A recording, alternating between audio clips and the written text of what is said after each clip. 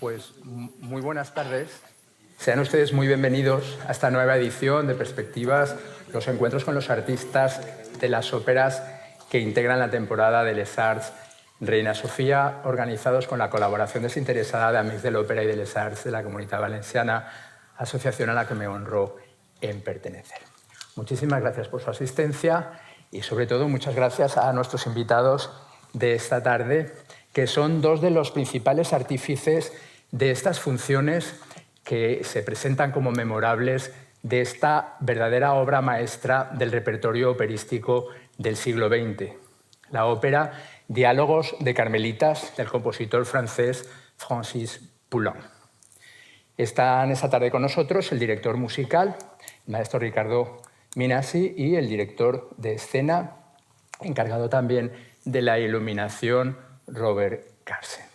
Muchísimas gracias por compartir con nosotros no solo su música y la dirección escénica, sino también, en este caso, su tiempo y su conocimiento. Muchísimas gracias. No hace falta realmente presentarlos, sus currículos son apabullantes. Solo decir que el maestro Minasi es director y violinista. Desde 2022 es director principal invitado de Ensemble Resonance de la Elbphilharmonie de Hamburgo, director artístico de la Ópera La Scintilla de Zúrich, director musical del Teatro Carlo Felice de Génova. En 2012 cofundó el conjunto Pomodoro, que dirigió hasta 2015, y de 2017 a 2022 fue director titular de la Orquesta del Mozarteum de Salzburgo. Esta temporada el maestro Minasi debuta con varias orquestas: Concertgebouw de Ámsterdam, Filarmónica de Luxemburgo, Orquesta Nacional du Capitole de Toulouse. Además, vuelve a dirigir la Sinfónica de la Radio de Frankfurt, la Staatskapelle de Dresde, regresa al Festival de Glyndebourg al frente de la Orquesta Age of Enlightenment. Compromisos recientes incluyen su exitoso debut con la Filarmónica de Berlín y conciertos con las óperas Academia Nazionale di Santa Cecilia, la Orquesta Gürzenich de Colonia, la Sinfónica Ciudad de Birmingham, Radio Sueca, Radio Bávara, Metropolitana de Tokio. Entre las óperas dirigidas anteriormente destacan Die Zauberflöte, Rodelinda en la Dutch National Opera, Così fan tutte en Glyndebourg, Le Pêcheur de Perles en Salzburgo, Così fan tutte, El rapto del serrallo, Orlando Paladino en Zúrich, Alcina, Le Noche di Figaro, Agrippina en Hamburgo y Carmen en Lyon. En Les Arts ha dirigido Don Giovanni y un concierto sinfónico con obras de Strauss y de Beethoven. Muchísimas gracias, maestro, por estar con nosotros esta tarde. Robert Carsen es natural de Toronto, es uno de los directores de teatro y ópera más solicitados del mundo. Entre sus producciones recientes destacan La Clemenza di Tito y la obra Jedermann en Salzburgo, L'Orontea de Chesty, Peter Grimes en el Teatro a la Scala, Werther en Baden-Baden, Ariodante, Ópera de París, Aida en el Covent Garden, el Cabaret, El Lido de París, Edipo, Rey de Sófocles. En el Teatro Griego de Siracusa fue el premio Maschere del teatro italiano en 2023. Il Trionfo del Tempo del Disinganno en Salzburgo, Il Ritorno di Ulisse in Patria en Florencia, que fue premio Abbiati. Dirige con regularidad en La Scala, Giulio Cesare, Falstaff, La Fanciulla del West, CO2 de Battistelli, Don Giovanni, Los cuentos de Hoffmann, Katia Kavanova, Alcina, El sueño de una noche de verano, Candide, Dialogue de Carmelite. Y en la Ópera de París, Tannhäuser, Die Zauberflöte, Electra, Capriccio, Le Boréad, Rusalka, Alcina, Lohengrin, Nabucco, Manon Lescaut. Otros hitos de su carrera son Die Totestad en Berlín, de Rosenkavalier, Falstaff en Covent Garden y Metropolitan, La Traviata en la Fenice, El Anillo del Nibelungo en Colonia, Venecia, Shanghái, Barcelona, Madrid, Idomeneo en Madrid, Roma y Copenhague, Oceane de Glanert en la Deutsche Oper de Berlín. Sus nuevas producciones en la temporada 2024-2025 incluyen Edipo en Colono de Sófocles y Così fan tutte en el Teatro a la Scala. En Les Arts ha dirigido, y lo recordamos todos como uno de los momentos clave de cada temporada, Electra y Orfeo y Eurídice. Muchísimas gracias, señor Carsen, por estar aquí también. He ido un poco rápido porque es que si no, no acabaríamos nunca con las biografías de nuestros dos invitados. La primera pregunta me gustaría hacérsela al señor Carsen, que declaró el otro día que se enfrenta... Esta es una producción que lleva más de 25 años en escena. y que se enfrenta a cada ópera como si acabara de ser estrenada. Diálogos de Carmelitas, por el tema que trata, es una ópera verdaderamente singular en el repertorio. ¿Cómo podemos presentar el tema de que trata a nuestro público? ¿Qué retos presenta escénicamente? Y aunque nos extenderemos detalladamente, ¿qué tipo de propuesta escénica nos vamos a encontrar a partir del jueves? I think I understood that. Okay. I'm so sorry, I don't speak Spanish. So I'll speak in English and you'll translate for me. Yes, you're right. This production, in fact, is 28 years old. We first did it in 1997 in Amsterdam. We had no idea that in 2025 we would be happy enough to be here in Valencia doing this production again. We're doing it next year in Torino and onwards. I'm very close in my heart to this opera because it was one of the occasions where I was asked what I wanted to do, and I said I wanted to direct Dialogue of the Carmelites. Sometimes the theatres, propose the title. And funnily enough, I don't feel differently about this production than I did when we first did it. Of course, everywhere we go, I like to come. I have been in Valencia since before Christmas. I think I arrived here first like the 13th of December or something. So I wanted to be here the whole time because I like this company, this theater, and this city. And I have an expression that I say, I believe in haute couture and not prêt-à-porter. So I think when a show goes from one to another city, it is the director can go and make it fit perfectly, as much as perfectly as he can for the theater, it's a good thing to do that. So maybe I have to let you translate all that. I think they all understood anyway. Esta producción lleva ya 28 años. Por primera vez la estrenamos en el 97 en Ámsterdam. No teníamos idea de que en 2025 estuviéramos aquí en Valencia representándola otra vez. El año que viene estaremos en Turín, entre otras ciudades y teatros. Para mí esta ópera es muy importante porque fue la primera ocasión en la que me preguntaron qué ópera quería representar, porque muchas veces a un director de escena se le propone el título, pero no es el director de escena directamente quien decide. Y allá donde vamos, intentamos adaptarla al 100% al teatro en el que vamos a representarla. Estoy aquí desde hace antes de Navidad, desde el 13 de diciembre exactamente, porque yo quería estar aquí porque me encanta este teatro y esta ciudad y esta compañía. Tengo un dicho que es me encanta la haute couture y no el prêt-à-porter. Me gusta que la ópera se adapte perfectamente al teatro en el que la representamos. So I was talking about this, this opera is unusual because it is an exploration of people under great pressure. This all takes place during the French Revolution, where, of course, there was this enormous social upheaval, and with the aristocratic upper class and the other elements of power, like the church, were completely prohibited and destroyed, killed. And so there's an element of the fear of the people who are practicing their religion, but there's also a great personal element of fear in the individual characters who you meet. And in a way, the whole piece is a sort of a symbol as it moves towards the inevitable end, which is the execution of these 16 nuns who, as you probably know, have recently been made saints by the Pope. Just before Christmas, the Pope beatified the 16 saints, the 16 nuns who are guillotined in the community of Compiègne, who are guillotined in this opera. And the element of fear that each one of us has to overcome, because we are all going to die, although we are programmed in our DNA to think that death happens to other people. In fact, it's something that we are not programmed really to understand. And I've said this before, this opera is very closely related in my mind to something like the Greek theater, where the theatrical element is based on a religious the roots are in religion and in our relationship to faith, whether you have it or whether you do not have it. But somehow it engages you in a way that very few other pieces of live theatre or particularly opera do. Because of all of that, I thought it was really important at the time to have nothing on stage. I mean, I would have loved to have had an empty stage, but that would have actually been distracting because the empty stage has got lights and funny things all over the place. So we have a very simple set, which is just a grey box. It's the minimum. It's like a space in which the audience and the characters have to believe in, and it becomes an internal space, an inner space for prayer, meditation, whatever. It's like when everything else is taken away.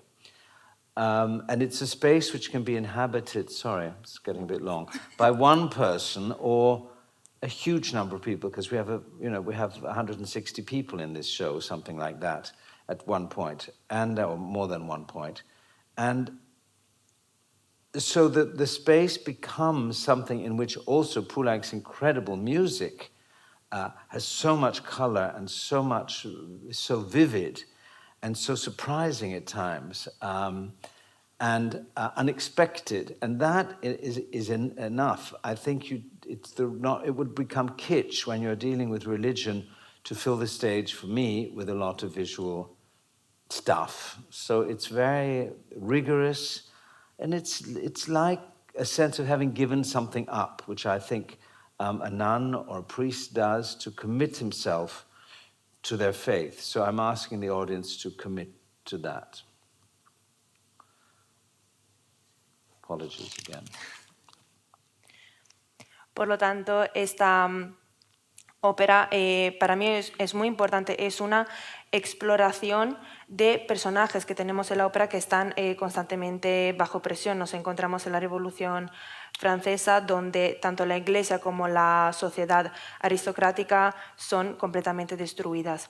Por lo tanto, este elemento del miedo que viven los personajes se refleja también en la persecución que vive por practicar la fe en la que creen. Sobre todo mientras van hacia la ejecución del final de la ópera. Recientemente, además, estas monjas han sido beatificadas por el Papa, todas las 16 monjas carmelitas. El elemento del miedo es algo al que todos tenemos que enfrentarnos y que todos tienen que superar, porque todos sabemos que vamos a morir, pero nuestro ADN no está programado para entender por qué o cómo va a ser. Ya lo he comentado que esta ópera, según yo, está estrechamente relacionada con el teatro griego. Tiene sus raíces en los elementos religiosos que tienen a su vez una relación muy fuerte con la fe, tanto si creemos en algo como si no. Pero en esta ópera, como ya he dicho, no quería nada encima del escenario. Me hubiera gustado tener un espacio completamente vacío, pero creo que esto habría también distraído al público. Por lo tanto, simplemente tenemos poquísimos elementos. Es un espacio donde tanto el público como los personajes tienen que creer en ello. Y de ahí se crea como un espacio interno que nos lleva al rezo y a la meditación. Es un espacio que vive con las más o menos 160 personas que tenemos en algunos puntos de la ópera en el escenario. Por lo tanto, el espacio se convierte en algo vivo también gracias a la música de Poulenc, que muchas veces es incluso inesperada. Por lo tanto, lo que yo quiero hacer es pedir al público que se comprometan con ese espacio y esta producción, así como una monja y un cura se comprometen con la fe en la que creen. And I'll just say to finish that about the space. So we use these people. The space is very often defined by people, the big crowd who are observing the aristocrats at home, who have no awareness that they're around. Other times, the religious community, where a line of nuns can be a separation, like a room separation between them, because Blanche, the main character, her brother comes to visit her in the convent to try to take her out because it's so dangerous, and so we use the women to separate this conversation, or or before that, when we have the old prioress who is dying, we use the women lying on the ground in a prostrate position to define the room.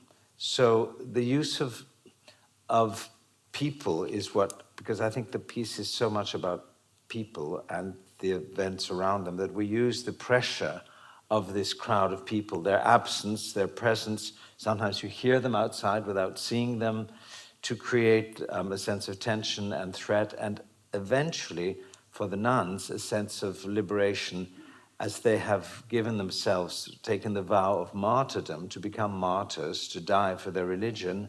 And the very famous musical piece that Poulenc has written, the Salve Regina, at the end, based on the historical episode, which we know was the case, that when the nuns were taken to be guillotined, at what is now the Place de la Concorde in Paris, but was not called that then, they arrived singing in the horrible cart. They brought them in, and the crowd were yelling and shouting, were so amazed to hear this that they all went completely quiet. And you heard the voices of these women singing, but getting less by less by less, one after the other, until there was just one left. And in fact, the title of the book that is behind this opera, before it became a film script and then a play and then an opera, was called in German The Last to the Scaffold, before it then became this film by George Bernanos and then the opera. Entonces, hablando del espacio, utilizamos las personas para definir el espacio mismo. Hay personas que se ven y a veces solamente las escuchamos y no las vemos. Los aristocráticos, por ejemplo, a veces no son conscientes de las personas que tienen a su alrededor. Por ejemplo, en la escena en la que el hermano de Blanche visita a la hermana en el convento para convencerla a escapar del convento, vemos esta línea de monjas que separa los dos en la conversación. O incluso antes, durante la muerte de la priora, son las monjas que definen el espacio de la habitación. Por lo tanto, el uso de las personas, de los figurantes, es muy importante. ¿Por qué? Porque creo que esta ópera también va de las personas mismas y las utilizamos también para crear ese sentido de amenaza y de opresión. También ese sentido lo encontramos en el Salve Regina que ha escrito Francis Poulenc para la escena final, que está basada en hechos reales, cuando las monjas son guillotinadas en la que hoy en día se conoce como Place de la Concorde, que antes no se llamaba así. Estas monjas también en los hechos reales llegaban a la plaza cantando y las personas se callaron fascinadas por el canto de las monjas y escuchaban como una tras una venían guillotinadas y el canto iba debilitándose. De hecho, el título del libro en el que se basa la obra de teatro y también el guión de la película sobre que se basa la ópera se llama La última en el cadalso. Vamos a hablar ya de la música de Poulenc, porque el universo sonoro de este compositor es también bastante particular y trata un tema religioso, como estamos comentando, y en principio la ópera no es un género especialmente adecuado para tratar un tema religioso. ¿Qué tipo de música nos vamos a encontrar en esta ópera dentro del panorama general de la música del siglo XX? Bueno, es una música extrema. Voy a intentar en español, ¿eh? Sí, pues si no se comprende. Se ha bisogno sono qua. Bueno, sí, es una música extremadamente ecléctica.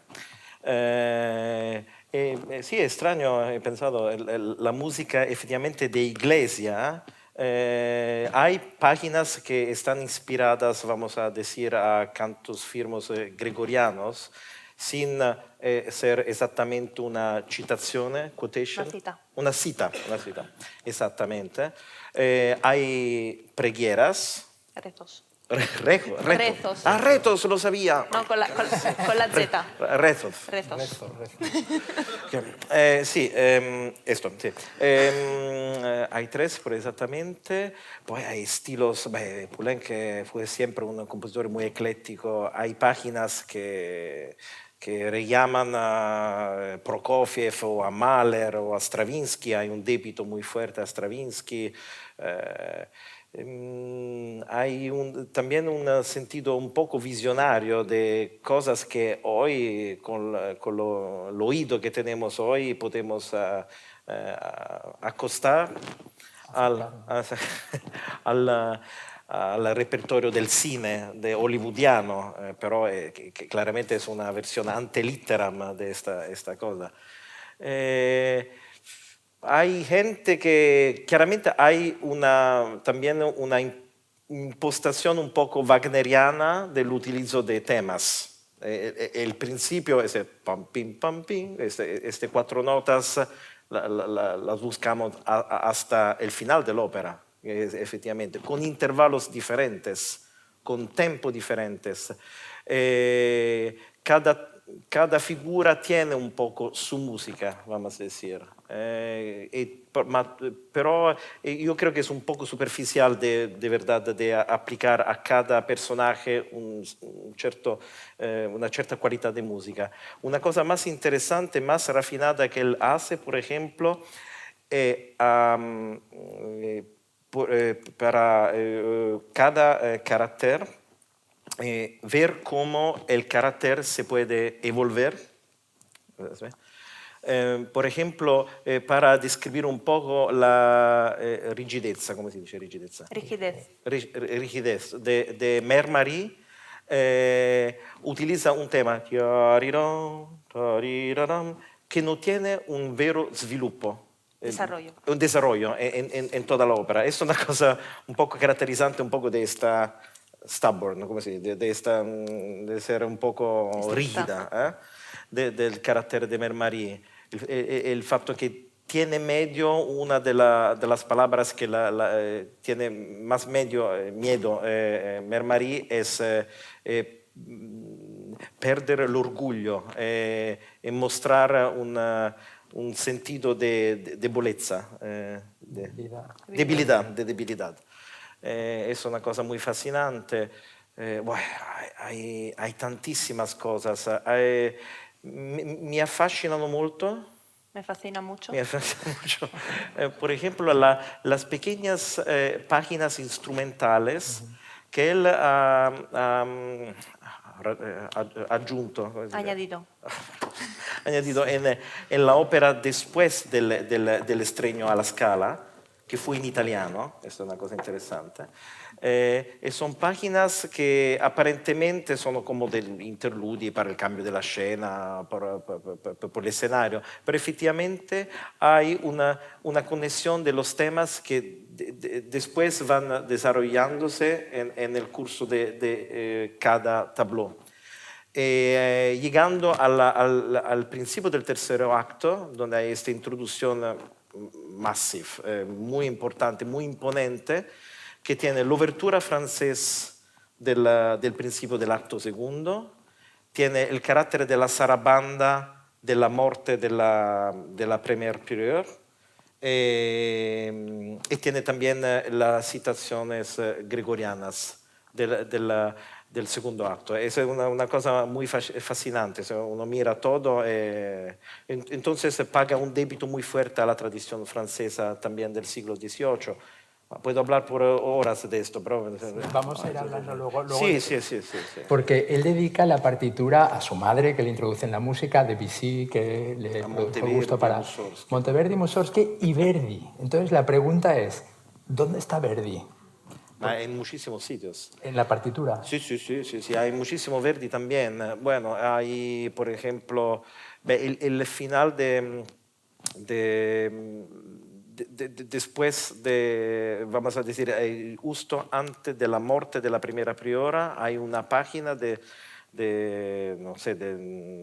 50 mesuras che sono un po' una riflessione come capita in alcune opere di Verdi, o l'utilizzo della voz muta, con la questo che utilizza Rigoletto e la scena della tempesta. Otras cosas de Verdi, esta tensión, ¿sabéis? Como italiano, cuando hablamos de la música del siglo XVIII, de la segunda mitad del siglo XVIII, estamos siempre un poco frustrados porque vamos a ver lo que hacían al otro lado de las Alpes con toda la música fantástica y nosotros estábamos con el Zumpapa. No sé. Pero había un criterio estético muy claro, porque Verdi, por ejemplo, estaba convencido que un legame muy fuerte con la tradición, entonces una tradición de mantener como la belleza, vamos a decir, de los griegos y después de Raffaello, che passò per la musica per Giovanni Pierluigi da Palestrina, Arcangelo Corelli e così via, e così Rossini e Verdi, era questo mantenimento della tradizione, era un carattere peculiare, e specialmente nella musica di teatro, perché quando hablamos de Verdi chiaramente hablamos de un compositor teatral, e Poulenc, una cosa che remarcó muchísimas veces, especialmente con Dialogue, fue que la palabra tiene que ser comprendida siempre, siempre. Es una cosa que él domandava, quería, era que en cada país l'opera doveva essere eseguita en el idioma local.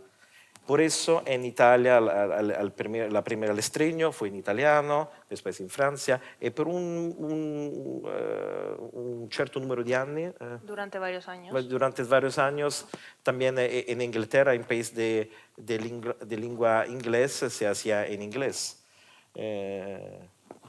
Proprio per l'attenzione e recitar cantando, basicamente. Esa es la segunda práctica de Monteverdi. Pero este legame muy fuerte con la transmisión del lenguaje, fondamentalmente, della palabra, del ritmo della palabra, della prosodia legata alla palabra. La cosa un poco loca es que non rende fácil este mensaje del lenguaje, porque la orquestación es un obstáculo a veces. Es una orquestación extremadamente variada. A veces me parece, no puedo decir, no soy nadie para decir eso, pero es una orquestación muy personal. Un músico como Richard Strauss nunca había escrito algo con este tipo de organización orquestral. Hay a veces frases que tienen un clímax que llega con 2 clarinetes solos que empiezan con todos los gli ottoni, come si dice gli ottoni? Trombones, trompetas, trompas, el metal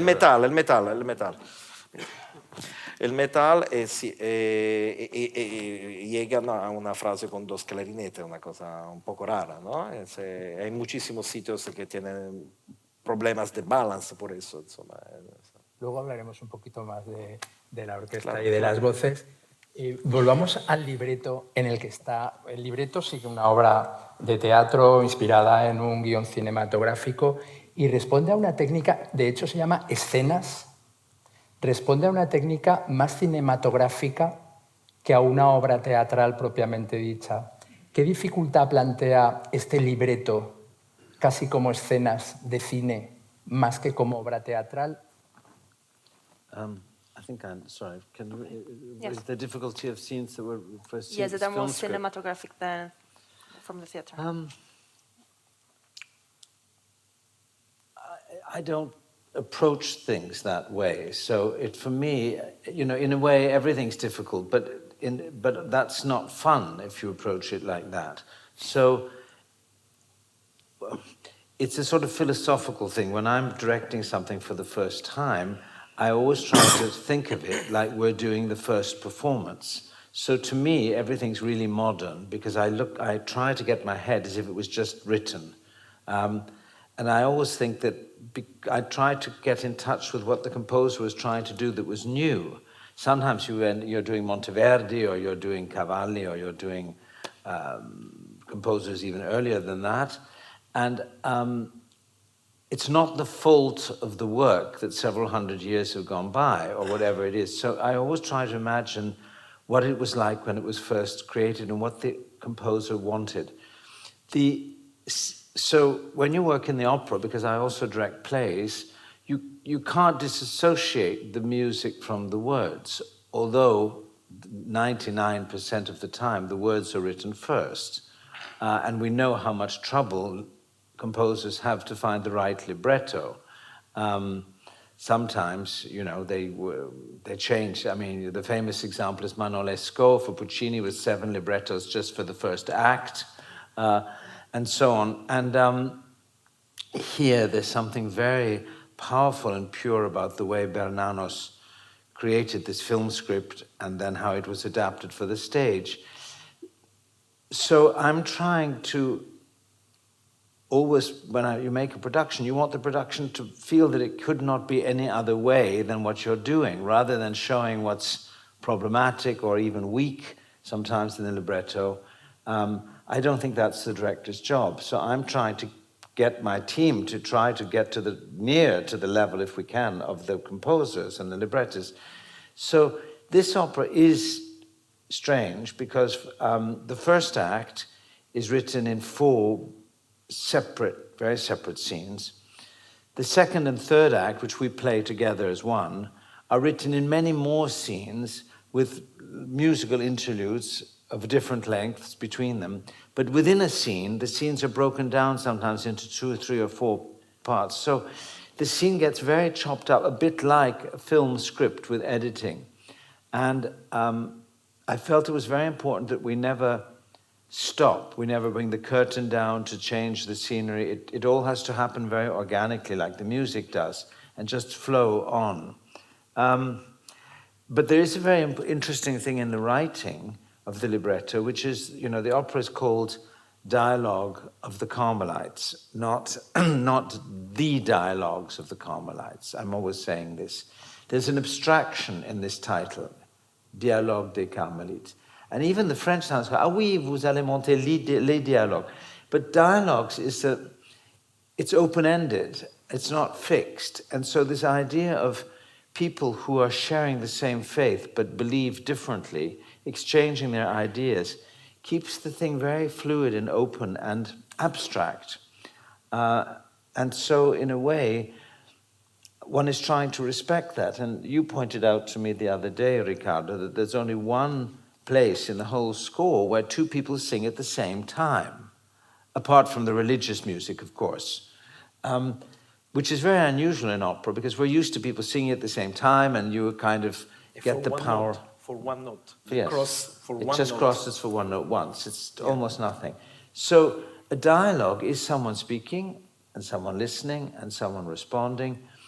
And so the work is very unusual by definition, but that definition is in the title. So it's really important. So we've had to kind of find a way in staging this in which these dialogues are animated and don't become like us just sitting here talking. There's a lot more going on. So that was something that I remember having to sort of deal with. But there's an incredible amount that happens in this piece, actually, emotionally, intellectually, in a visceral way as well. So, it was a big challenge, and it's always a huge joy to put this on and to see how the production gets more and more and more tight as the rehearsals develop. No enfoco mi trabajo de esa manera, porque si empezamos pensando que todo es difícil, creo que no es divertido luego trabajar con esa ópera. Por lo tanto, yo cuando empiezo a dirigir una ópera siempre pienso que la estoy dirigiendo como si se estrenara en ese momento. La pienso como si acabara de ser escrita. Siempre intento encontrar cuál era el objetivo del libretista, del compositor en el momento en el que se escribió. No le doy la culpa, no le echo la culpa a la obra en sí por tener más de 100 años. Siempre intento sumergirme en su significado y lo que quería el compositor en el momento en el que la escribió. No se pueden separar las palabras de la música y sabemos las dificultades que a lo largo de los años los compositores han tenido con los libretistas. Aquí es un trabajo muy puro lo que ha hecho George Bernanos, que ha escrito el guión en el que se inspiró la ópera. Por lo tanto, yo también siempre intento pensar que esa producción, esa ópera no se puede producir de ninguna otra manera, porque si no creo que se debilitaría. Creo que este es el trabajo que tiene que hacer un director de escena. Siempre intento subir la ópera y mi producción al nivel en el que están tanto el compositor como el libretista. Esta ópera ya de por sí es inusual porque solamente en el primer acto tenemos 4 escenas y en el segundo y en el tercer acto que nosotros ponemos en escena juntos, hay varias escenas donde encontramos una música de interludio que las separa. Las escenas a veces, los cambios de escena son muy abruptos y están divididas en varias partes. Yo sentía que era muy importante representar toda la ópera sin que parara, sin cortes, para que fuera lo más orgánica posible, así como es orgánica la música. La escritura también es muy importante. El título de la ópera de por sí nos lo dice, se llama Diálogo de Carmelitas, no Los diálogos de las Carmelitas. Encontramos ya en el título una abstracción, nos deja algo abierto que no está fijado, no es fijo. Las personas, por lo tanto, como en esta ópera, creen en una misma fe, pero creen a la vez en cosas distintas, piensan en el mismo tema de maneras distintas. Y es algo que tenemos que respetar. Esta ópera, como hemos dicho, es algo inusual y es un diálogo, como un diálogo entre personas. Hay alguien que habla, alguien que escucha y se responde. Ya la definición está en el título, por lo tanto yo quería encontrar una manera para animar esos diálogos, para que se pudiera poner en escena un diálogo que no fuera estático como el que podemos tener en una conversación normal, pero sí, ha sido un reto. Pero siempre es una gran felicidad poder poner en escena esta producción y esta ópera. Pues maestro, nos ha citado el señor Carlsen la música religiosa, que curiosamente es bastante abundante, particularmente en esta ópera, que la hace muy especial. Tenemos el responsorio de maitines del oficio de difuntos, tenemos el Ave María, tenemos el Ave Verum Corpus, por supuesto, y Salve Regina, el Veni Creator final. Poulenc compone esta música mirando hacia el pasado. ¿Cómo se integra dentro del transcurso de la ópera? Porque supone además un elemento estructural del desarrollo de la acción. Seguramente. Por ejemplo, una figura que utiliza stilemas de música de iglesia en una manera un poco irónica es la figura de Madame Lidoine. Perdona que vuelvo a hablar de ella, pero que Madame Lidoine es la nueva priora que viene de origen humildes. Humildes, sí.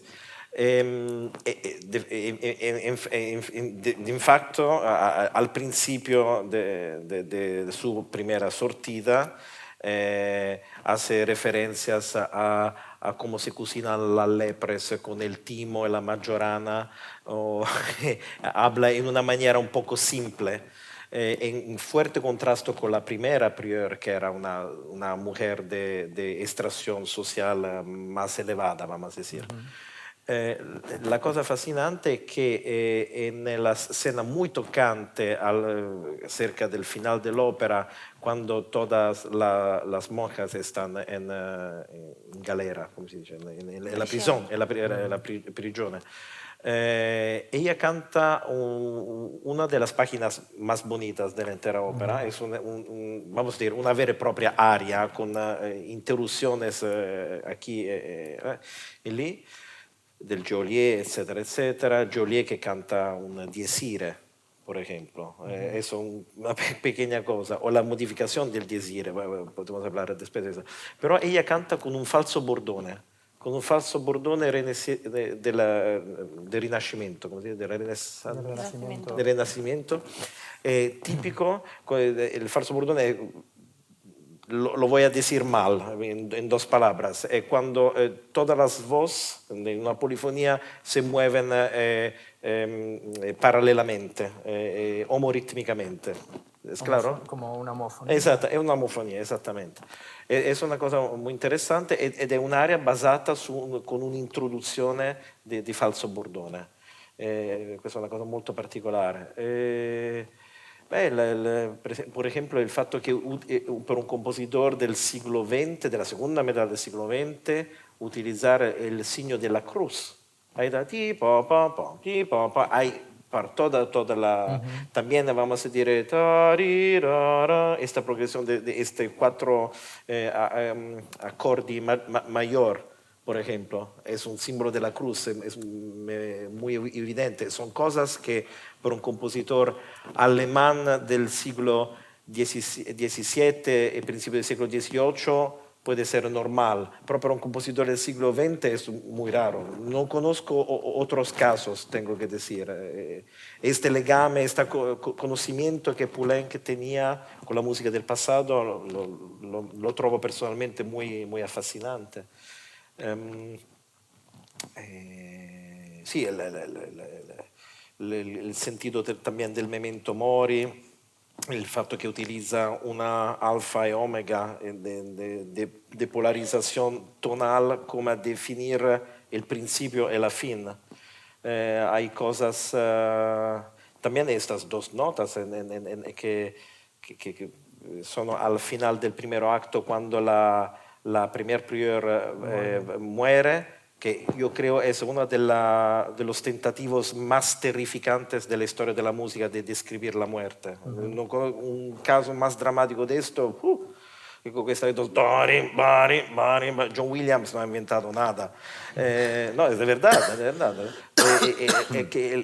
La escena terrificante del Joliet que llega como un demone en el escenario, y también como lo has creado Robert con esta figura, tenemos también un Joliet que llega un poco così. No hay que hacer spoiler. No, tenemos un Joliet pequeñito así, con un tutú rosa. Sí, bueno, sí. Pero toda esta música muy variada y muy fragmentaria presenta entonces una dirección musical muy complicada para darle unidad a la obra, ¿no? Sí. ¿Es una obra complicada? Lo es, definitivamente. ¿Por qué eres? No, lo es. Es un challenge, es una sfida muy grande. Bueno, yo no soy un experto de Poulenc, pero he hecho algunas páginas de él. He hecho la Messa de Gloria, he hecho el concierto para órgano y timbales, concierto champêtre por el clavecín. He hecho algunas cosas. Pero la primera vez que me voy gracias a Jesús, que me ha dado fiducia, fiducia, ¿cómo se dice? Que ha confiado en mí. Confiado en mí por una página así. Fue muy fascinante el proceso de aprenderla, de estudiarla, de buscar cosas, de intentar de metabolizarla un poco. Es una página que me ha siempre fascinado muchísimo. Me acuerdo la primera vez que fui en teatro a escucharla, he terminado llorando como no sé cosa. Muy tocante. Pero no spoileramos, no, es el final es... Luego hablaremos al final. Sí. Terminado. Vamos a hablar de la iluminación, que también es un tema del que usted es responsable. ¿Cómo utiliza este elemento de forma casi escenográfica o narrativa? ¿Qué importancia tiene en esta producción?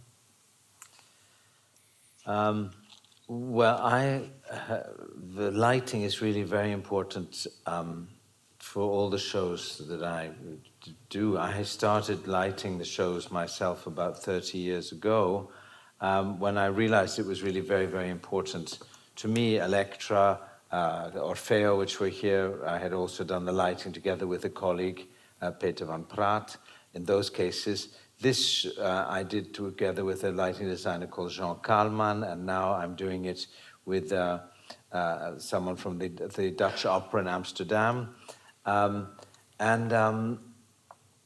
It's really important because, you know, in the theatre, as against the film or the theatre, live theatre, opera, ballet, theatre, the audience, you always have the same seat, the same distance relative to the stage. So you could be sitting up there, or you could be sitting here or on the side. My job is to change your perspective, your perception of that. So, although the stage, your eyes are seeing the stage size the same way, I need to try to do close-ups, traveling shot, wide shot, zoom, and I can do this through light more than anything. It's totally different emotionally if I light from the front, the way we are lit now, or if I light only from the side, or I light from the back, or I light from the floor, up, making big shadows. And so it's a language which has become very important to me, but it's an instinctive and intuitive choice, mostly, what I think. But sometimes it varies. So I can also wake an audience up with light as well. In a piece like this, where you are actually, I've always described the ending as a kind of a dance towards the light, because these women who've given their lives up and are towards what they have imagined is a better life, the afterlife. So they spend their life preparing for that and dedicating themselves to it. And in a sense, you want to feel, you want to communicate that. I mean, you know, art is always doing that. We are trying to understand what we cannot understand and what we are never going to be able to understand. Not even Elon Musk can get us to understand that. You know, we're... But so much of our literature, Faust, Don Giovanni, all these great myths of the West are based on trying to find out more than we are meant to know and to expand our boundaries. And light can also help you somehow do that, to see things in a way you didn't see them and expand and contract what you're looking at. So light's really important to me, and not just in a piece like this, also in a more naturalistic piece, I suppose, than this, you know? It's a wonderful tool, and I really love lighting shows. It's one of my greatest pleasures in the act, because it's something that you don't know what it's going to be like. It's always very exciting, the first rehearsal on stage, we have the set there, and then, because I sometimes also design the sets, not on any one thing I did here, but you know, you turn on the lights, you see what it actually looks like. And sometimes we have to use the light to fix it. Because sometimes you build a set and you put the lights on, you go, oh my God, you can see it's all full of, the set is all not properly built and it has funny movement in it. So we cannot use side light, we only use front or top light. Things like that. It's a very important thing. Long answer. No. La luz es un tema muy importante para mí, para todos, para todas mis puestas en escenas. Empecé a dirigir la iluminación de esta producción hace más o menos 30 años, en el momento en el que me di cuenta que la luz era un tema muy importante. Aquí, por ejemplo, he dirigido la iluminación de Electra o de Orfeo Eurídice. Es fundamental porque en la ópera, más que en las películas o en el teatro, como puede ser una obra de teatro o el ballet, las personas estáis siempre en la misma butaca, entonces siempre tenéis la misma distancia con el escenario. Y mi trabajo es cambiar vuestra perspectiva lo que veis. A pesar de estar siempre en el mismo sitio, necesito acercaros o alejaros o hacer como un zoom. Por lo tanto, todo esto a través de la luz. Es muy distinto, por ejemplo, si una luz se queda fija solamente desde el suelo o desde el techo. Es un lenguaje que para mí es primordial. También mi lección suele ser muy de instinto y muy intuitiva. Lo que quiero hacer también es despertar el público con la luz, sobre todo en esta ópera, en la que encontramos, por ejemplo, en la escena final, las monjas. Esa escena yo la he interpretado como que ellas suben hacia la luz, hacia la vida en el más allá. Ese momento al que se dedican durante todas sus vidas. Y al final el arte hace esto siempre. Nos ayudamos con el arte para intentar entender lo que para nosotros no es entendible, ni Elon Musk nos puede ayudar a entender algunos temas. También el Faust, el Don Juan, están basados en temas y en descubrir algo que no podemos entender. La luz también nos puede ayudar a hacerlo, nos ayuda a expandir nuestras fronteras y también a contraer lo que estamos viendo. La luz es importante no solamente aquí en esta ópera, sino también en cualquier otra ópera. Me encanta dirigir la iluminación de las producciones porque es algo que nunca sabes cómo va a salir. Siempre en el primer ensayo hay que modificar de alguna manera la luz porque la escenografía que se ha construido igual tiene algún movimiento raro, entonces hay que realizar unas modificaciones de la luz y esto es todo en total. La luz es fundamental. Hemos hablado de la música, vamos a hablar también algo del canto, porque esta es una ópera realmente muy poco paritaria. Las protagonistas son prácticamente todas mujeres. Poulenc se preocupó de que hubiera diversas tesituras y colores, pero la vocalidad de esta ópera es muy distinta a la que nos encontramos en otras tradicionales, en que hay un barítono, un bajo, el tenor, la soprano. Bueno, sí, sotto el profilo de uguaglianza de los sexos, claro, hay una predominancia de voces femeninas, sí, esto es claro. Sí, las líneas vocales de cada personaje está distinta, tengo que decir. Hay también una cosa fascinante, ahora son cosas que me salgan un poco extemporáneas, así, por ejemplo, esta técnica del suspirans que utiliza, tai, tai, tai, tai, esta cosa de dos notas que es recurrente desde el principio hasta el final del primer tableau, cuando el padre tranquiliza a su hija, y son también las ultimísimas notas de la ópera, como decir que Blanche está, ¿cómo dice? Coccolata. Mimada. Mimada, dice, del papá y después de un otro papá.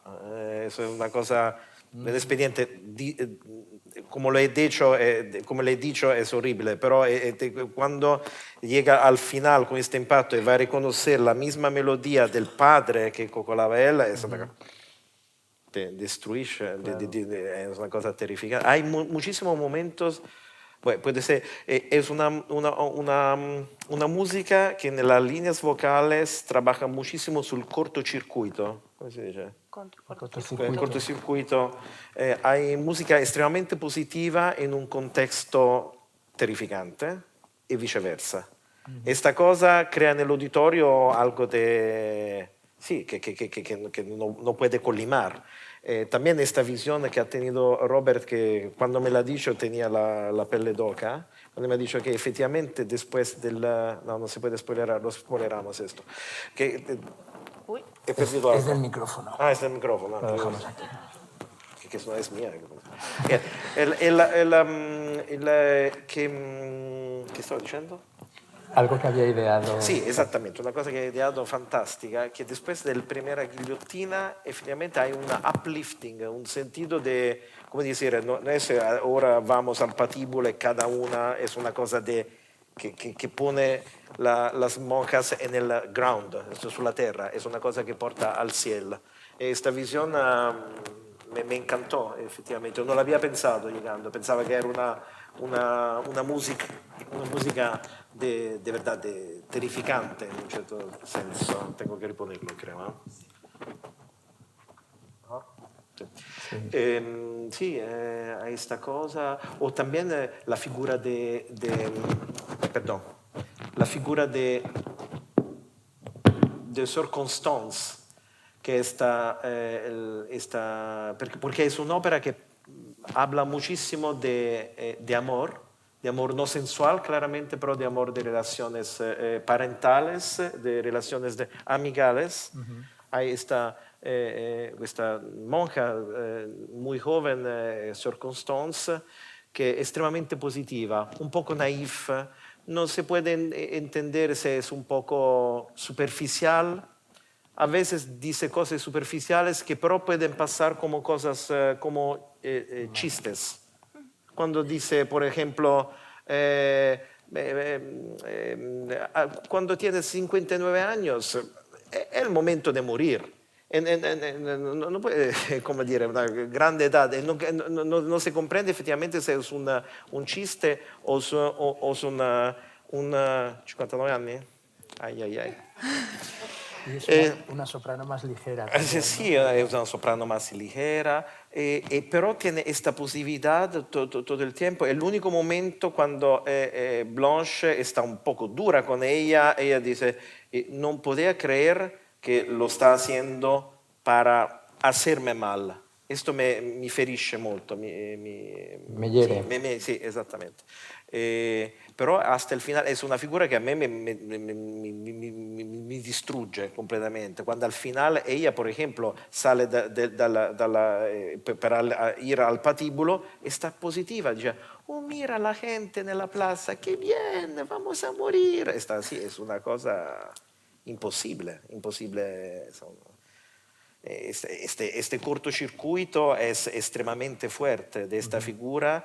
El fatto que es la última, la estrategia compositiva de Poulenc es genial en esta escena, porque crea de verdad un sipario de Sor Constance. Y hay estás como en un cliff, como un precipicio. La penúltima monja, Sor John, que ¡paf! Muere. Momento de reflexión, de pausa, silencio total. Es uno de los varios silencios que hay al final de la ópera. Hay este precipicio. La música insiste, el basso ostinato del dies irae, bom, bom, bom, bom, bom, bom, bom, lo toma a los timbales. Bom, bom, bom, bom, hay como, no por ella. Yo cuando lo escucho pienso siempre, no. Sor Constance no, él es la más pura, la más cándida, la más... No hace nada. Este momento es extremadamente dramático. Es una cosa de verdad horrible. Cómo fui capaz de verdad de transponer en música algo de tan horrible como... Y también el utilizo asimétrico de las guillotinas. Es una cosa que... La primera es... ok, el capital y lo sabemos que es así. Pero las otras están todas en sitios diferentes. Como decir, yo creo que no hay nada de más spaventoso. Espantoso. Espantoso. Esto no lo sabía. Espantoso que avere a che fare, avere una relación, simplemente hablando con alguien del cual no podemos prever las reacciones. No sé si es claro. Sí. O sea ¿sabes? Entonces hay siempre este sentido de paura, de miedo total, constante. También con una figura como Sor Constance, pero es capaz, también el libreto de Bernanos, de trasferire questo senso del miedo e nel caso di Sor Constance e nell'auditorio. Questa è la cosa increíble, perché lo sabemos que Blanche tiene miedo, pero nosotros estamos sentados con popcorn, todo está bien. Pero cuando Sor Constance estamos, como dire, queremos protegerla, esto es viene terrible, yo creo, para... Y Poulenc señala exactamente en el momento en que se tiene que oír la guillotina. ¿Cómo se genera el sonido de la guillotina? ¿Es percusión o quién lo produce?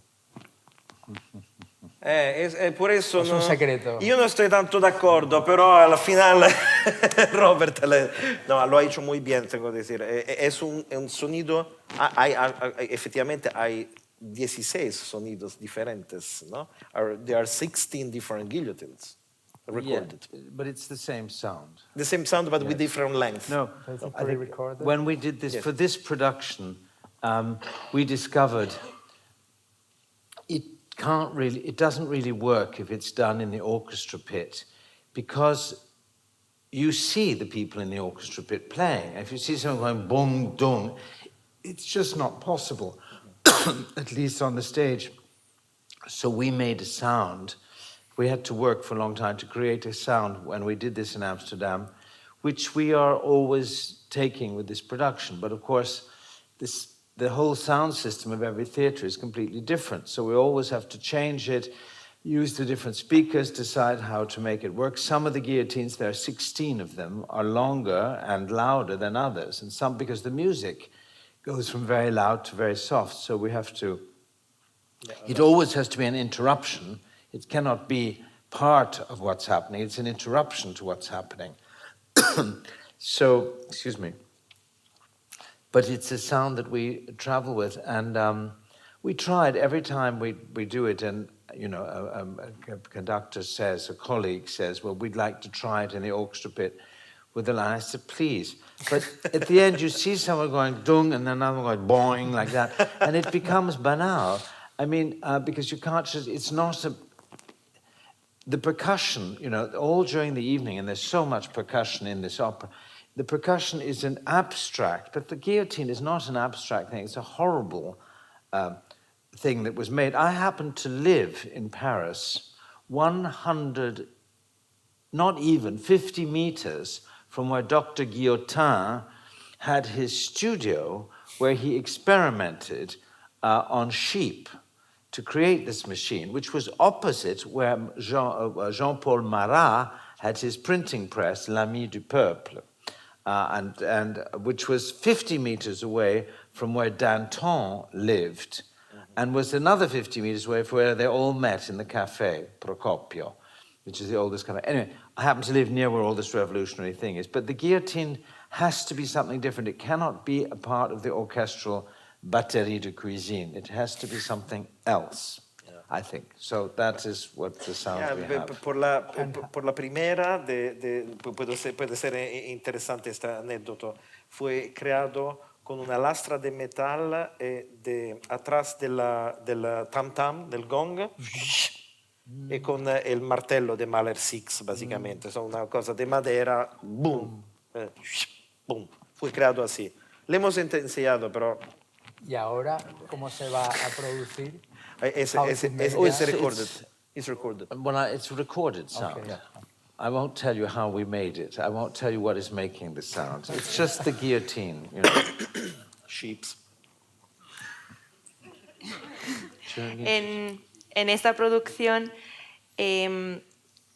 a ver, tenemos un sonido que grabamos con el que viajamos en todas las producciones, pero al final cada vez que vamos a un teatro siempre hay que cambiarlo de alguna manera, hay que probar distintos altavoces porque son 16 guillotinas, algunas tienen un volumen más alto, otros más bajos, entonces siempre hay un poco que ensayarlo y ver cómo cambiarlo.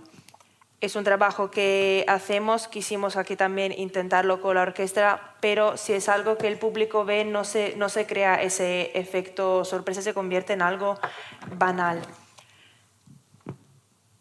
La persecución de la guillotina no quería que fuera algo abstracto porque es lo menos abstracto que hay en la ópera, el sonido de la guillotina. Yo viví en París, a 50 metros del estudio donde el señor Guillotin Doctor, not senior, doctor. Sorry. My Spanish is better than you think. El doctor Guillotina experimentaba en las ovejas esta creación y también cerca de la imprenta de Marat.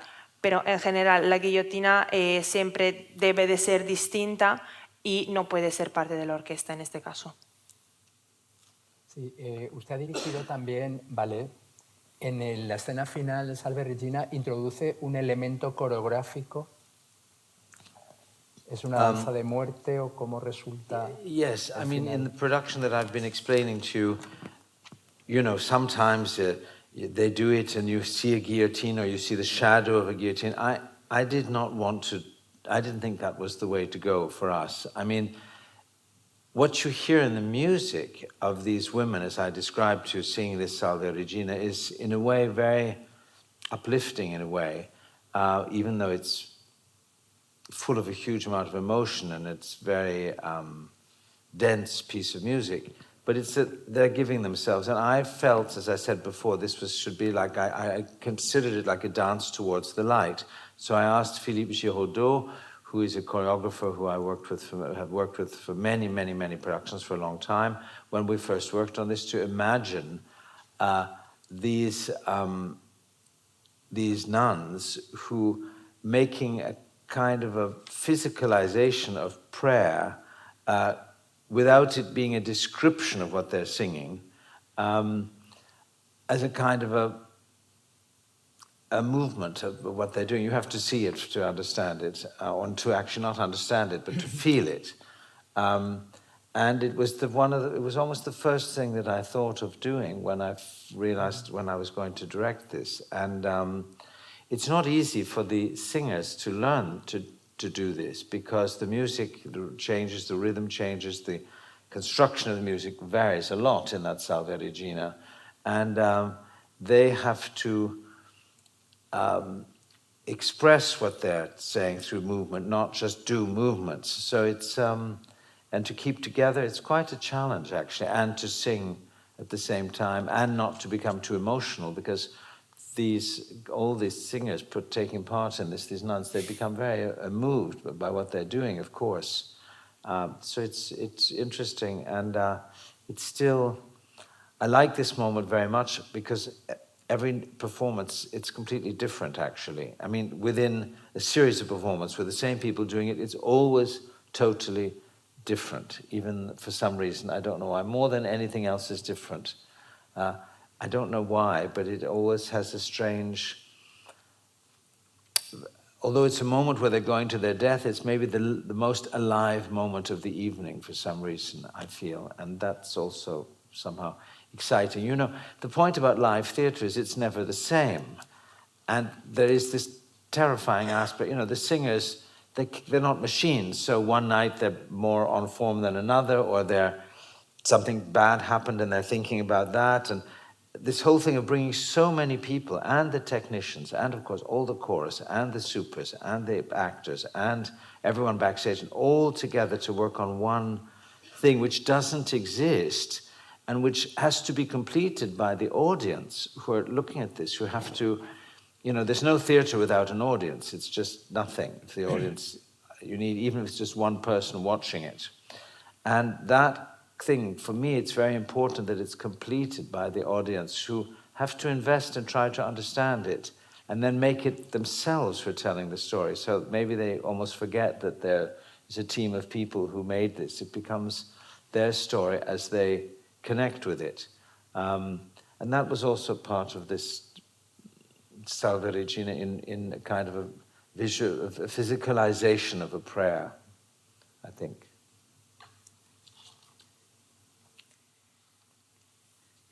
A veces en algunas producciones se ve la guillotina, se ve la sombra de la guillotina, pero era algo que yo no quería para esta producción. Lo que sí se escucha es la música, el sonido de la guillotina en este Salve Regina, que es un momento lleno de emociones, muy denso.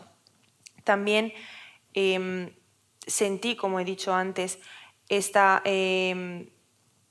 interpretación según la que las monjas en el momento en el que muere se acercan y van hacia la luz. Y yo lo que he pedido a Philippe Girardot, el coreógrafo, ha sido imaginar cómo las monjas habrían podido realizar a través de los movimientos su rezo, cómo renderlo algo físico.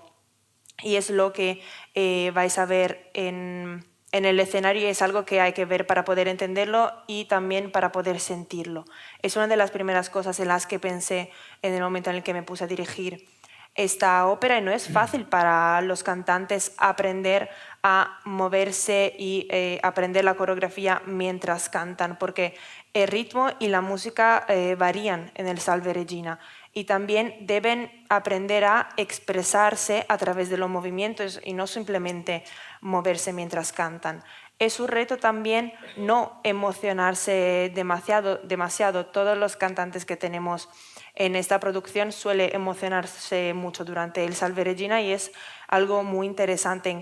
También en cada performance, cada una es distinta, incluso teniendo siempre el mismo reparto, cada puesta en escena cambia de la precedente, no sé por qué, pero a pesar de ser el momento en el que ellas se acercan a su muerte, ese es el momento más vivo de la ópera y es algo emocionante. Al final y al cabo, el teatro nunca es igual y los cantantes tampoco son máquinas, a veces están mejor, a veces están peor. Y también todo el trabajo de los técnicos, del coro, de los figurantes, de los actores, que trabajan todos juntos para crear algo que en realidad no existe, tiene que ser completado a través del público. Necesita ser completado por la audiencia, y para mí es muy importante que el público en el auditorio intente entenderlo y para que también se convierta en su propia historia. Y esto también es parte de lo que hace el Salve Regina, que rinde físico el rezo de las monjas. Philippe Girardot was also, if you saw Electra, also made the movement for that too. Philippe Girardot fue también el coreógrafo de Electra. Pues antes de abrir un turno de preguntas, mi última cuestión sería para los dos y sería cómo podríamos recomendar esta obra a una persona no especialmente aficionada a la ópera para que venga a verla. Para mí, ¿puedo? Sí. Para mí es una ópera ideal por quien no está acostumbrado a la obra, porque no tiene, vamos a decir, los clichés que la ópera del XIX siglo ahora son considerados un poco fuera de fashion, de moda. Entonces, tiene esta forma, es un poco cinematográfico, efectivamente. Entonces, yo creo que es el título ideal. Es muy impactante.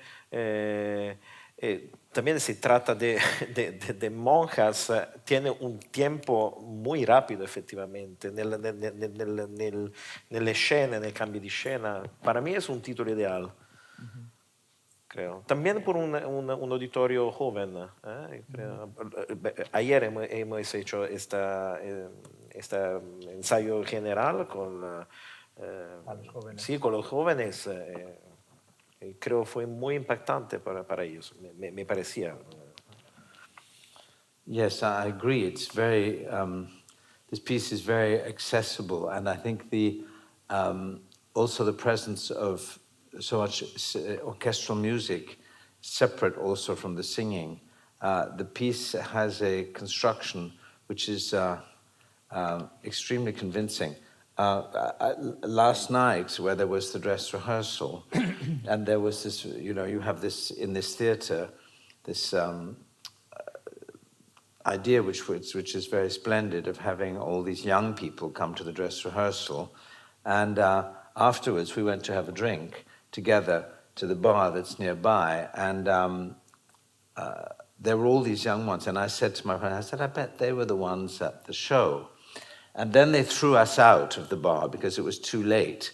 And they were standing, and they were they were talking about the opera. Now, this was 2.5 hours after the show. So I asked them about the show, and they said, oh, yeah, it was so incredible. We haven't stopped talking about it since we saw it. So that's a pretty good answer, I think. When nobody, with the way things go now, everyone has a concentration span of about 15 seconds, is what we're being trained up with all this, the social media. And here they were 2.5 hours later still talking about it. So that was exciting for me. Estoy completamente de acuerdo. Esta ópera es muy accesible también por la música y la orquesta. Es una construcción muy inusual que puede interesar mucho, y justo ayer en el ensayo general con los jóvenes, después de la puesta en escena, fuimos a beber algo y vimos a unos jóvenes en el bar que estaban antes en el ensayo general.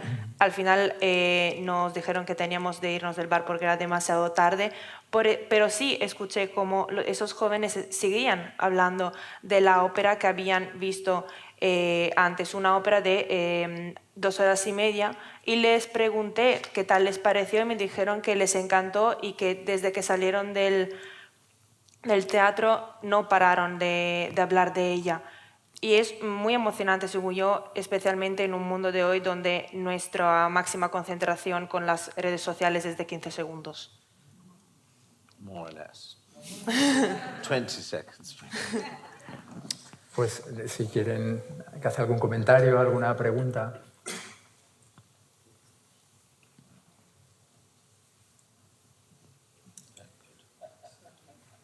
Vale. Sí.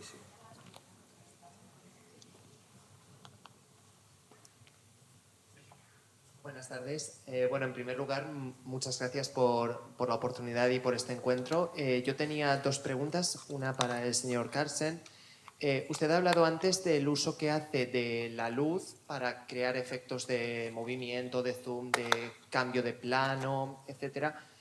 Pero un poco viendo lo que veo en esta fotografía y recordando el Orfeo y Eurídice del año pasado, la ausencia de elementos escénicos, me gustaría saber hasta qué punto esa ausencia de elementos escénicos facilita o dificulta precisamente ese papel que tiene la iluminación como elemento dinámico.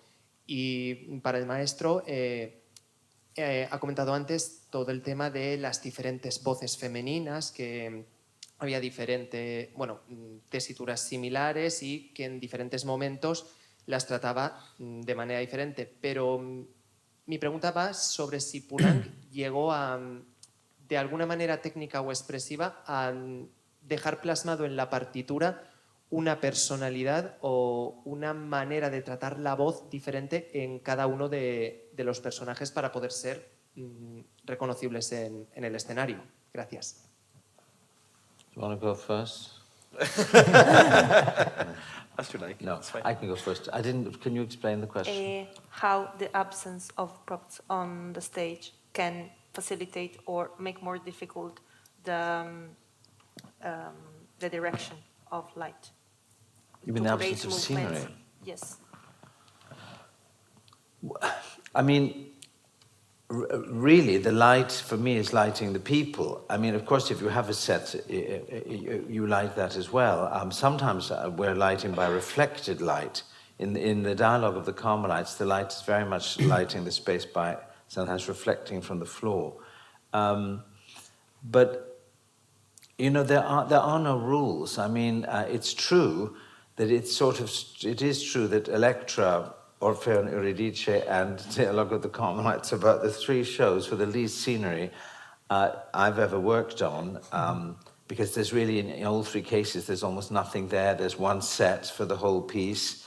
I have done some shows with a great deal of scenery. I think the stronger the text is and the better the libretto, the least you need, you know. And it also depends whether the piece is a social comedy or not.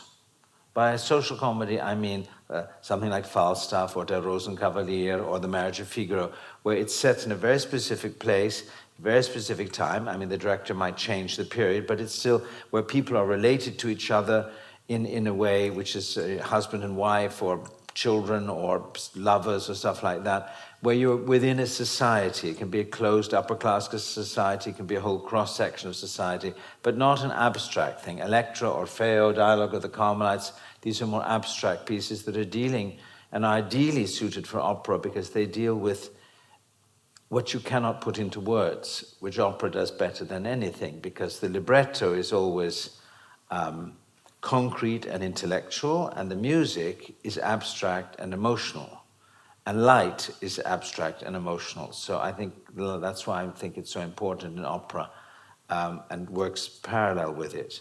I can explain more later, but that's a good answer for now.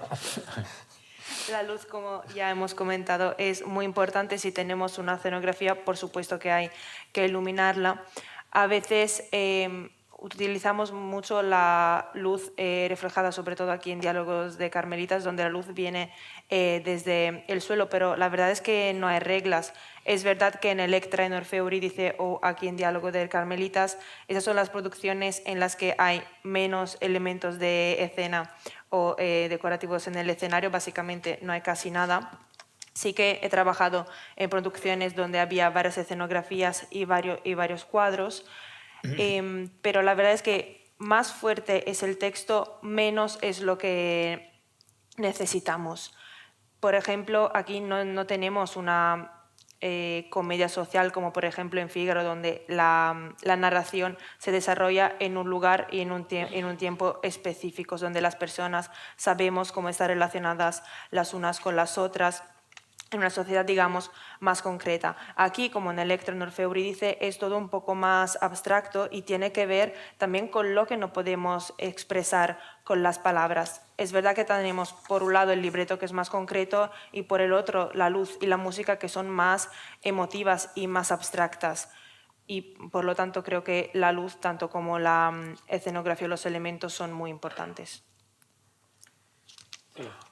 Sí, esta obra, tengo que decir, es una obra que me ha hecho muchísimo pensar a este tema de la correctezza, de la adhesión al texto y a lo que pensamos el compositor puede tener en su cabeza. Porque yo estoy acostumbrado de haber esta pretensión utópica total no de reconstruir, pero de tomar algo de que lo conocimos del pasado, un pasado muy lejos, entonces estamos hablando de 200 años, tentarlo de hacer lo propio para actualizar una composición antigua. Y a veces estos elementos antiguos ponen un quesito muy interesante porque transforman me diga si no es claro, transforman la música, la rende más moderna. Allora, tenemos dos grabaciones interesantes. El estreno a la Scala, tenemos la grabación con Virginia Zeani en italiano, y la grabación de Philippe Dervaux, con la cantante, la sua amiga muy próxima de Poulenc, Denis Duval. Denis Duval e Virginia Zeani sono dos planetas diferentes vocal. Cioè, no hay nada de comunión, de color. Él pero ha dicho a las dos, tú eres la Blanche ideal. Entonces, però una cosa caratteristica, hay ancora un retaggio de una tradición del final del siglo XIX en estas voces, que es como se llamaban en Italia la vocalità anfibia. Entonces, con un registro de cabeza muy pronunciado, molto candido, molto limpido, e un registro de pecho muy pronunciado, muy baritonal en una mujer. Estoy hablando de una voz de soprano, mezzosoprano. Esta cosa con este efecto un poco yodel, esta cosa así, que ahora está considerado un error, que tenemos, no, l'unificación de los registros, per favore. All'epoca era considerato un valore aggiuntivo e nel 57 effettivamente se escucha un po' que lo hacemos de pecho, sí, ma no lo decimos a alguien, pero estaba un poco así. Pero hay también a considerar, hay dos grabaciones interesantes del trío de Poulenc para clave, oboe fagot, con Poulenc que toca en estas dos grabaciones. YouTube. Son dos grabaciones, están hechas con una distancia, vamos a decir, de 15 años una de la otra. Parecen dos mundos diferentes. Entonces me parecía un compositor que muy pragmático. O sea, a seconda de los ingredientes que tenía en la tabla voy a hacer mi pizza, pero básicamente si no tengo el anchoas no voy a hacer una marinara, voy a hacer algo diferente. Me parece un compositor muy pragmático en ese sentido. Entonces lo que he hecho aquí fue no de tentar de reconstruir la voz de Virginia Zeani con la pobre Alexandra Marcelier, que es divina en su carácter, ma de enseñar de Taylor, de hacer de cucirla exactamente, utilizando la música un poco de Poulenc. Penso, no creo que es una operación no completamente illegittima, spero, poi vedremo se Poulenc è zot. Oh, sì, è un discorso muy largo esto sulla pertinencia histórica, esattamente. Me ha hecho mucho pensar este proyecto. Gracias, Jesús. Jesús él, no el otro. Gracias. Aquí tenemos otra pregunta. Mi è caduto un'altra volta. El micrófono no sé. Igual se me oye, ¿no? Sí. ¿Qué tiene que comunicar una ópera, digamos, de monjas a los no creyentes?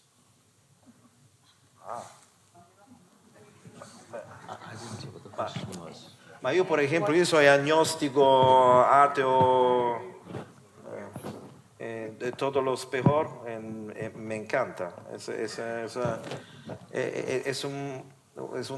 Perdón, sorry, I answered.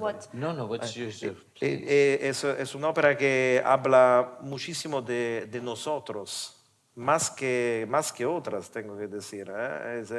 Habla de verdad de nuestro patrimonio cultural, de nuestro paradigma en confronto de la vida en general. Parla molto del libero arbitrio, per esempio, che sono tematiche sì, che stanno proprio di un contesto religioso, ma también non necessariamente in un contesto religioso. È una storia, sì, claramente se vai a giudicare dal box, dici, oddio, no, esta cosa, no, esta es la última cosa que voy a ver esta temporada. Pero cuando está por dentro es increíblemente fascinante. De verdad. No lo estoy diciendo porque estoy entre el proyecto.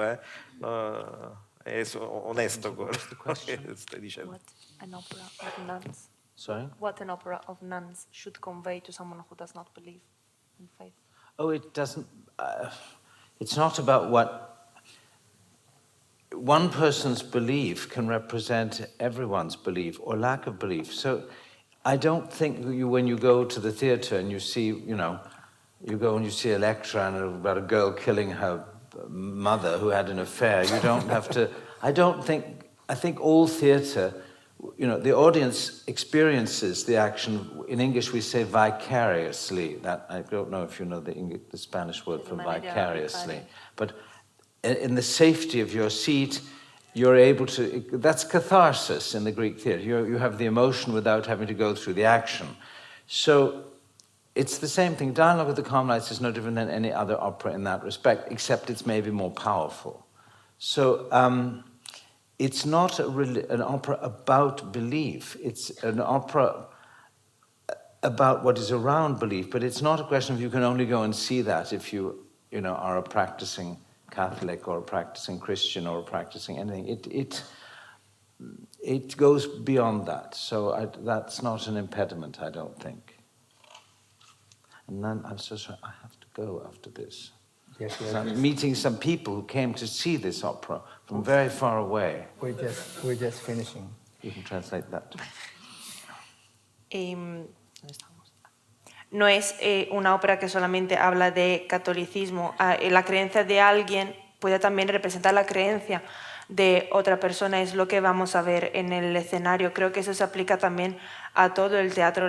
Las personas lo viven de manera, digamos, vicaria, es lo que en el teatro griego llamamos catarsis, sentir la emoción sin tener que pasar directamente por la acción. Y aquí en Diálogos de Carmelitas esto es muy potente, no es una ópera que solamente habla de fe y de creencias, sino también de todo lo que hay alrededor e incluso más allá.